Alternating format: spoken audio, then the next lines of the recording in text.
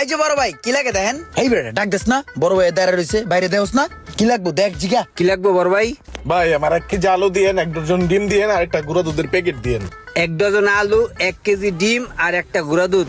চট বেটা বোধাই কি কসেডি তুই যদি ফিলার আলা জ্বালা কত কষ্ট করে পাবনায় পাঠাই দি আজিল সকালে তে 4 বার কইছিস ভালো করে কত ক ও ভাই 1 কেজি আলু, 1 টন ডিম আর একটা গুঁড়া দুধের প্যাকেট তো এক্ষুনি দিতে আসি, একটু দাঁড়ান। হ্যাঁ, ভাই সব মালামাল মিলে কয় টাকা হইছে আমার?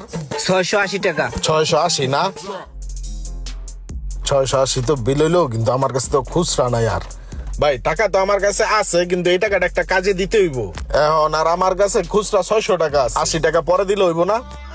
আর আচ্ছা ভাই কি কোন আপনার যখন যা লাগে নিজের দোকান মনে করে লয়ে যাবেন, আপনি আইবেন আর লয়ে যাবেন, টাকা পয়সা লয়ে কোনো প্যারা লয়েন না ভাই। সমস্যা নাই, আমি পরে দিয়ে যাবো। আরে ভাই আইন তো